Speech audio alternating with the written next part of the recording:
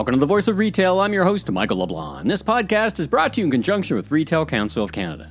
Lauren Fernandes, Global Director, Thought Leadership for Nielsen IQ, joins the podcast to share the powerful insights for retailers and brand owners from their 2022 Brand Balancing Act, the global implications, and lessons for retailers here in Canada. For the smaller players, I say that that's really great news because, you might not have been considered before, but today there's this playing field where smaller brands are in the running for more buyer opportunities than perhaps ever before. Yeah. Right on. All right. So I interrupted you on your pillars, but I just, as you're talking, I just wanted. So I think that was one. I think we're one of four. So that was one of four. So we're at consumer preference, which I think it speaks to itself that we could talk on and on about just that one aspect. But kind of building from that, we move into performance and the importance of benchmarking. Your pace for growth relative to other companies, seeing where smaller brands are outperforming or where they're not, and just highlighting that as an essential exercise. Lauren, welcome to the Voice of Retail podcast. How are you doing this morning? I'm doing well. Thank you so much for having me today. Well, thanks for joining me. I've been pouring through your background and your report, so many questions. It's such a great report. I feel like if I've read it half a dozen times, I still need to go back and read it again. So I'm really excited to get you on the line. Yeah, it's dense and not in a unapproachable way. But anyway, I go on. Where am I reaching you today? What part of the world are you in? I am calling in from Toronto in Canada, so hopefully not too far from you. And I'm excited to just delve into some global findings, but also some stuff from right here in Canada too. Yeah, right on. That's one thing I really appreciated about the study. Well, let's jump right in. Tell us about yourself and what you do for a living and all about Nielsen IQ. Absolutely. So I am a thought leader at Nielsen IQ, which means I have the pleasure of creating and telling some really cool data-driven stories about consumer behavior. So as a kind of global specialist, I really help synthesize and analyze data from our NIQ technologies, really with the goal to help inform companies and key audiences like your listeners about noteworthy consumer trends. And I think that kind of dovetails nicely into, what we do here at Nielsen IQ. So we're leaders in the space of consumer and retail measurement. So we use cloud technologies and, our growing global footprint. I think we cover about 90% of the world's population. So we use our data resources to really provide a truly comprehensive view of consumer and shopper behaviors. And so how did you get into this? I see you've got a degree from Western. And did you always want to be in this kind of work, or did you find your way into it? Did you always love numbers, or did you always love storytelling, which is a big piece of what I'm sure you do? Tell me about that. Great question. So I actually, at Western, I studied consumer behavior research in particular. So it was a very kind of specific path for me. I've always been kind of interested, of course, in the data and numbers that go into kind of research proposals and research work. But I just love the applicability of kind of researching ourselves as consumers, if that makes sense. So understanding what goes into a shopping occasion, purchase decision, how to build effective marketing, the psychology behind kind of appealing to consumers and meeting demands that kind of continually shift as things happen in the world. So I think to me, it was like kind of the perfect melding of science and also kind of interpersonal relations and understanding people. So two of my favorite things all kind of combine into one. Right on. Now you have a global role, but you're based in Toronto. That's not entirely common? I don't come across that all that much. Tell me about how that evolved and just a little bit more of the scope. I know Nielsen is a global company. There's global research, but you're based here, but you work globally. Talk about that for a few minutes. Yeah, absolutely. So kind of evolved over time, actually. So I kind of started more in the Canadian analytics space, working with a lot of our Canadian clients.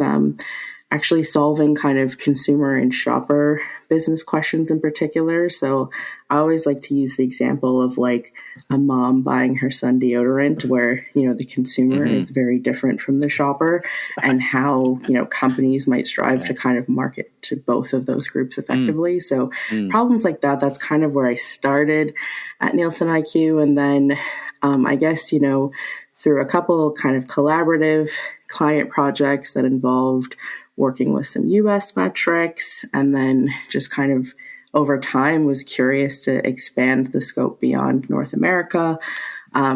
Blessed to have a company that also had, the legs to kind of exist in over 100 markets.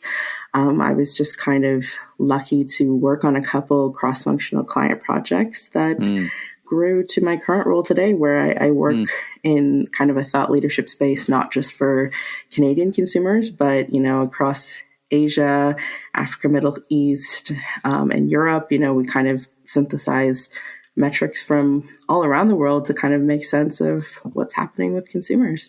It feels like your story is a little bit about the harder I work, the luckier I get. But let's leave that part there. Congratulations on that. Thank you. All right, let's dive in. Let's talk about this 2022 Brand Balancing Act study, scope and scale. I think for someone like you, I can't imagine, the pros and cons of the COVID era, the quasi post-COVID era, the inflation. I can't imagine a more dynamic and in some ways interesting time for someone to do the work that you do. But let's talk about the study itself. What is it, scope and scale, and what does it cover?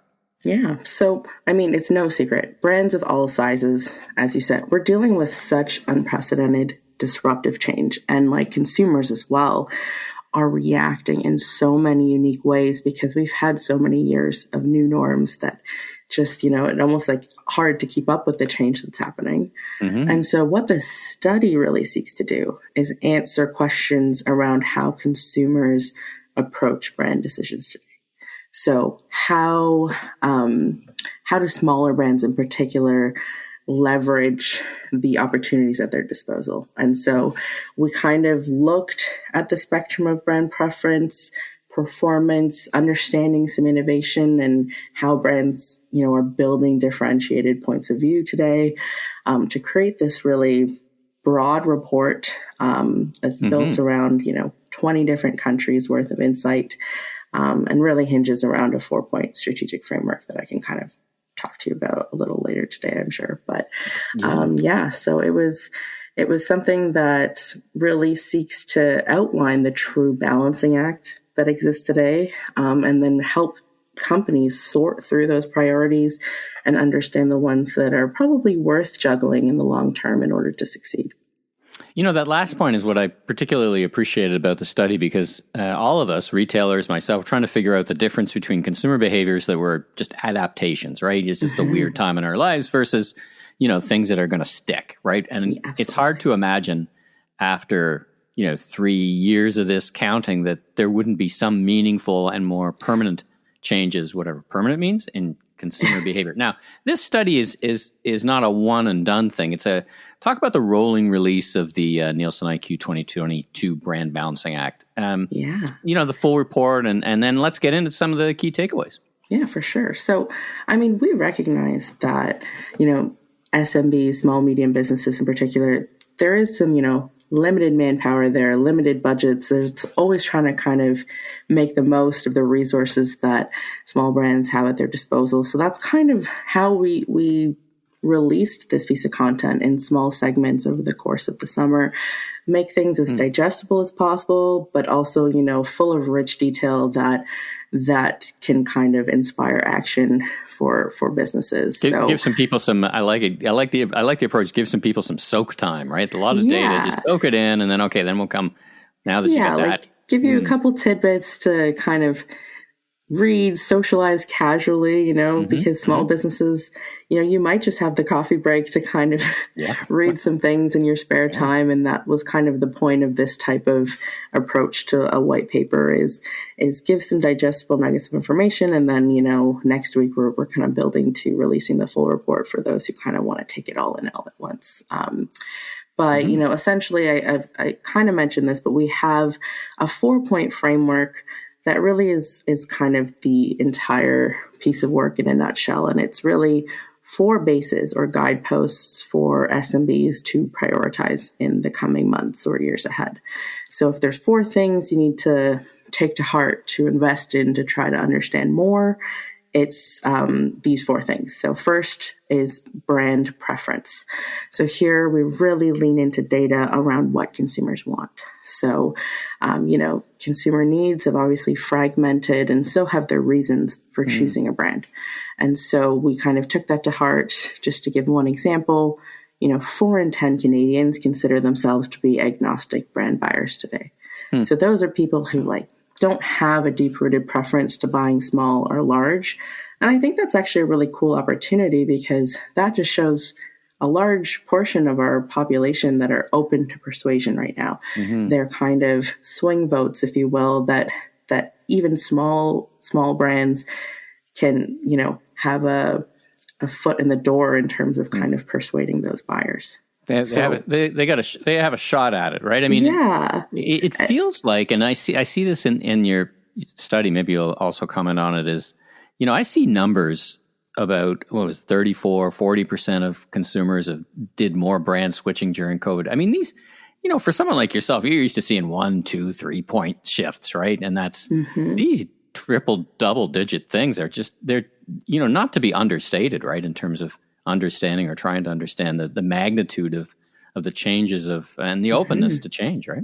Completely. And I think, one overarching stat that really jumped out to me from the report, 51% of the globe right now and 40% within Canada are consumers who are buying a greater variety of brands than they were before COVID. Wow. So I think that's huge, right? Risk and opportunity. It's a bit of risk and opportunity. Like if you're one of the established, entrenched incumbent brands who's just been, literally I'll say wash on that share of mind. Yeah.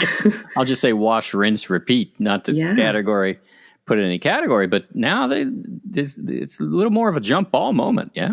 Absolutely. And for the smaller players, I say that that's really great news, because, you might not have been considered before, but today there's this playing field where smaller brands are in the running for more buyer opportunities than perhaps ever before. Yeah. Right on. All right. So I interrupted you on your pillars, but I just as you're talking, I just wanted. So I think that was one. I think we're 1 of 4. So that was 1 of 4. So we're at consumer preference, which I think it speaks to itself that we could talk on and on about just that one aspect. But kind of building from that, we move into performance and the importance of benchmarking.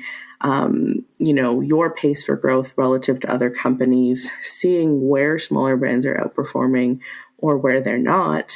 And just highlighting that as an essential exercise that, can guide promotional focus and also help companies set achievable sales targets, which, it is something that seems, second nature, but can often be overlooked, especially with smaller brands who might not think that, that type of analysis is within their reach. So something we definitely call out there. Then we kind of move into that third pillar, which is all about innovation. We call it the trend cycle. And this is where we highlight the different trend-setting mentalities that exist today, which I think is a really cool kind of space, because our research pointed to just how open consumers are to trying new things. And we kind of position that as a tool, an opportunity to kind of balance the inflationary pressures that we're seeing. So if people are craving and clamoring for new things, use that to balance the pressures you're feeling in terms of people maybe not wanting to kind of push their wallets too far these days. I'm trying to discern, and I've heard it and observed it a little bit. We'll see if it sticks during, more difficult inflationary times. But consumers who say, "Listen, I'm still going to spend $1, but instead of buying 3 things, I'm going to buy 1." And part of that is a bit of I'm looking more for value and for sustainability than I am looking for more things. It feels like your research kind of supports that. Yeah, definitely. And I think, I was personally surprised just at how pervasive that appetite for new things was. Globally, 7 in 10 consumers identify themselves as trend leaders or innovation seekers. And so kind of you bring up that point of how they're going to use that $1 they want to spend on. I think it really highlights the importance that, despite the pressures of trying to, watch every penny and make sure that we're kind of handling inflation as consumers in the best ways possible, companies, if they can appeal in the right ways with the right attributes, with the right kind of desires consumers have for their lifestyles, you can kind of squeeze into that wallet quite easily if you're kind of leveraging the right aspects of innovation, appealing to that demand for newness and kind of making consumers, feel joyful and, that the purchase is worthwhile. So there's definitely it's not always a race to the bottom. In other words, 100%. Yeah, I agree. Fourth one, it kind of relates to,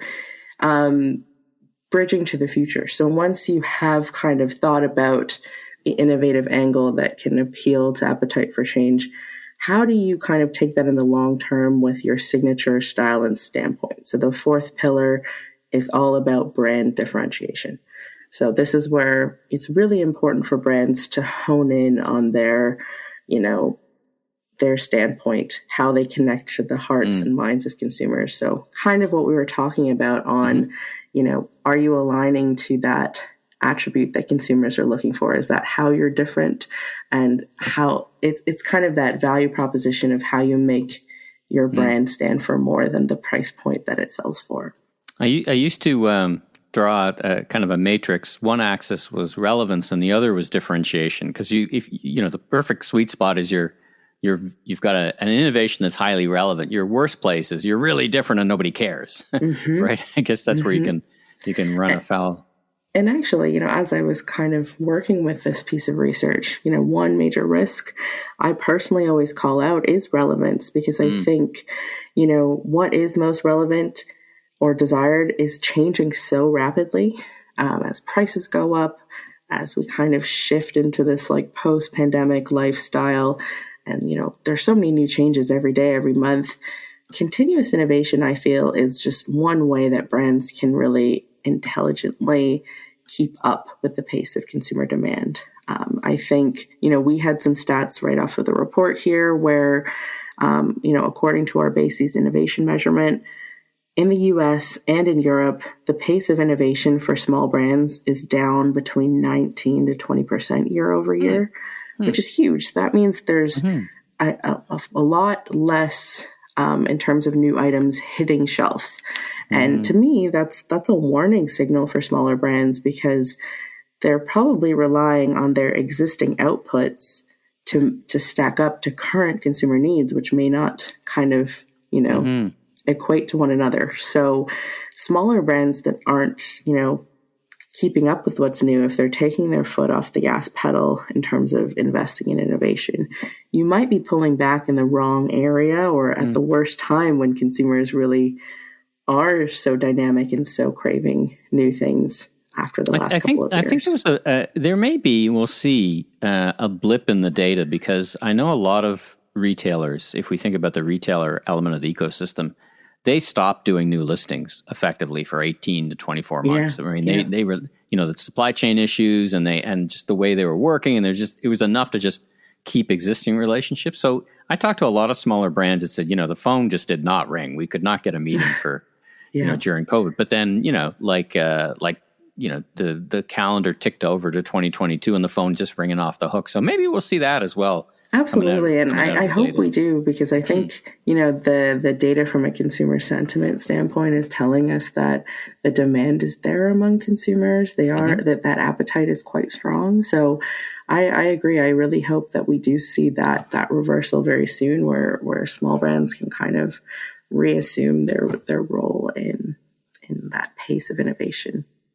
Well, let's talk about Canada. So as you said, it's a global study, but there's some Canadian data. So hone in for us on any insights that were different about how Canadians specifically are viewing small brands. Absolutely. So, I think there were a lot of unique kind of aspects to cover. I think on the one hand, we we started off the study kind of looking at how people define a small brand versus a large brand, because, there's such a myriad of ways to kind of think about it. And from a Canadian standpoint, I think it was really interesting just to set the stage that Canadians define small brands from their perspective as companies that are independent, not owned by larger companies. And that was quite a bit higher than the global average. So to me, that was like the identifying factor. And then, from a sentiment perspective, we also see that, Canadians believe small brands are more authentic and trustworthy. And also this kind of fear of acquisitions in a way where more than half of Canadians feel that small brands kind of lose the essence of who they are once they're bought by a big brand. So I think just some really unique ways that Canadians perceive small brands. So if you are a small brand operating in Canada, owning your kind of story, where you come from, your independence, your kind of tied to local consumers, those are things that are likely going to resonate, just given how starkly Canadians feel about those aspects of the brand itself. And what about the influence, the choice part for small brands in Canada? Did you learn anything different there? Definitely. So I think, 14% of Canadians say that they're partial to buying small brands. So they'd be considered within our buyer group that we called exclusive small brand buyers. And then if we add to the mix those who say they occasionally buy small brands, that goes up to 42%. So I like to call that the captive audience. So that to me is quite a large swath of the population that have at least some preference to buying small. So to me, a really key finding that came out of this study that might be contrary to what some might expect, but, it's not just the big brands that have, a high kind of share of mind among modern consumers today. So 42% of consumers have that demonstrated preference to buying small brands already, which I think is huge for, brands to think about when it comes to how they're investing in, persuading that purchase. They might have more kind of opportunity than they think in terms of kind of winning those purchase decisions. Now, let me ask you this question. We've got retailers who would be listening who themselves are fairly large or quite large, but would like to sometimes feature small niche brands. I can think of a lot of examples. Does that work as well? Like, is there this segment of people, this cohort of people, they could be walking through a very large retail store, but still be drawn to a niche brand in a certain category they'd never heard of. Can that be the case? Yeah. So, we looked at a number of different reasons to buy in this study.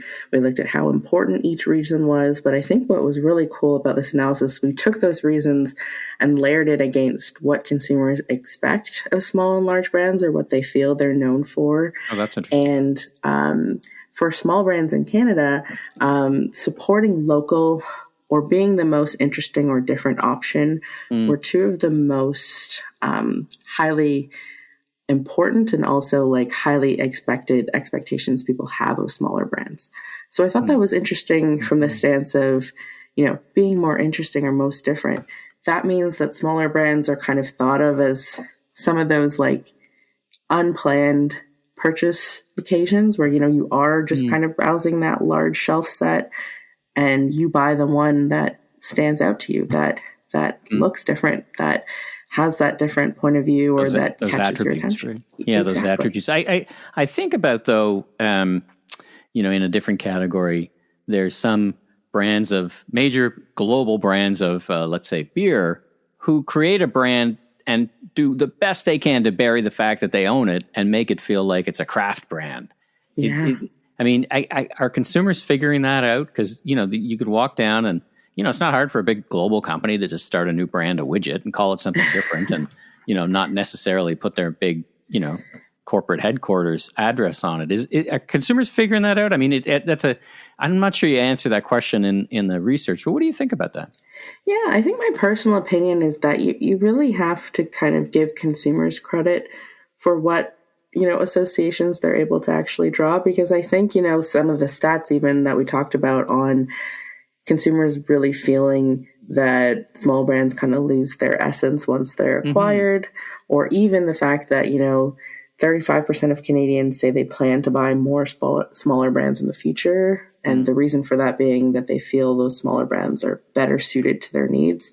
I think it's stats like that that give me reassurance that Canadian consumers can tell the difference in many cases, or if they can't, they want it to remain that way. Like they don't like to be kind of misled. I think it really boils down to trust and authenticity in many ways. I think a lot of brands might, undervalue the importance of earned trust. And to me, if you can uphold that, especially as a small brand through multiple different purchase occasions, you're on the track for very strong loyalty there, because I think, for those that believe in and trust your value proposition, they really want that reassurance that they made the right choice, or that their purchase decision or their faith was kind of honored by the brand in the end. Last couple of questions. Let's talk about private labels for a few minutes. So where does private label fit in all of this? I mean, historically, you've got opportunities for brand switching. B, you've got as economic challenges start to mount, particularly in certain segments, private labels have a great attractiveness, and the private labels themselves, particularly in food, have the quality is skyrocketed. So how does all that fit into your calculus? Yeah, I think, just generally speaking, private labels, I think, have really kind of broken a lot of barriers in terms of, whether they're truly a trade-off now, or just, a very viable option for consumers. A first option, right? Like they don't feel like, there's private labels at different strategies and different price points, but, for many. It's less of a trade-off, and it's literally, a choice, a very, top priority for many to purchase. And there's some deep-rooted loyalties to private labels, which is really interesting. Yeah. And I think, one thing that came out of this research in particular was just the way that private labels kind of can own the space of affordability plus.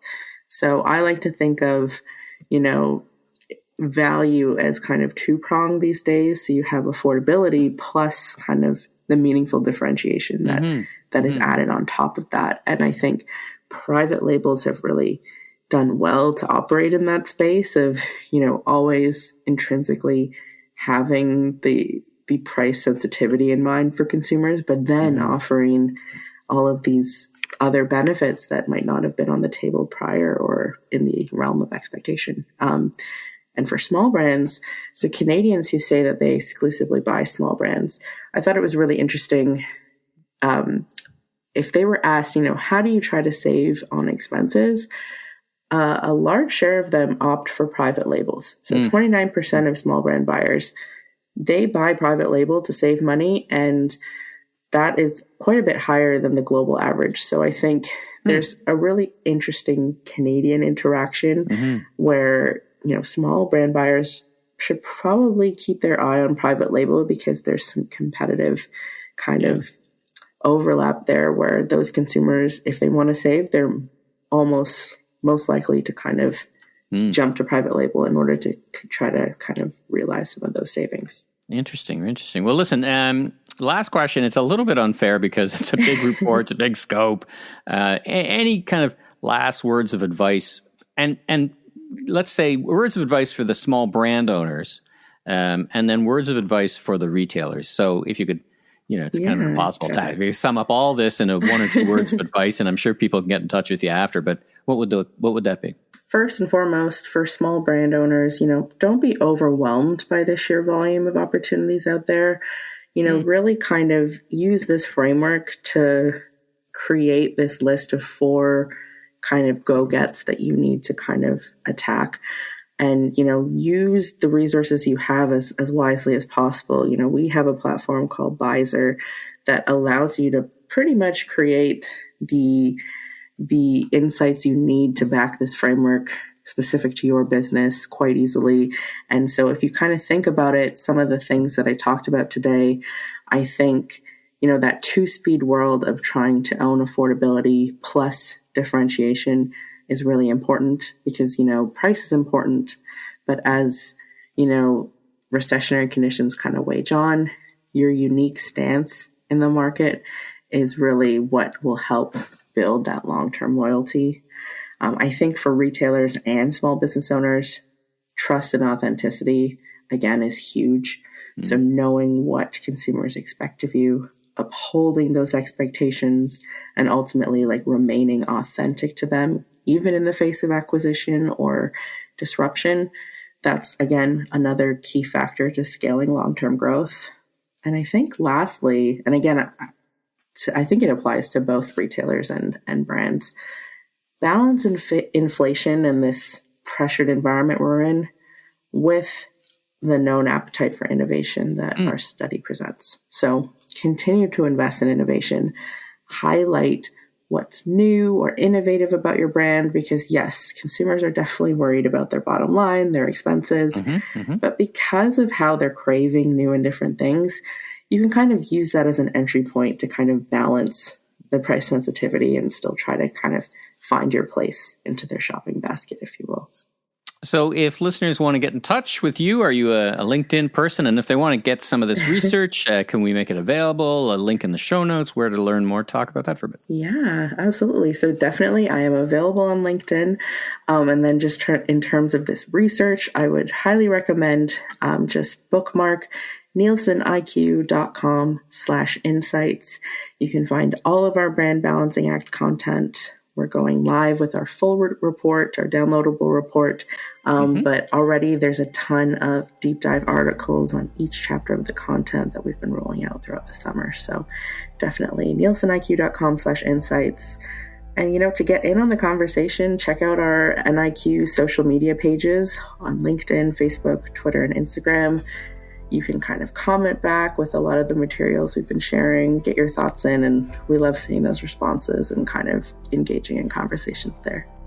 Well, it's been a fantastic discussion. Congratulations on such a great body of work. And I'll be keen to so much. Continue to keep an eye on. It's been a great discussion, and we covered a lot of ground. So, listen, thanks for being on the Voice of Retail podcast. It was a real pleasure to meet you. I wish you continued success and a great rest of your day.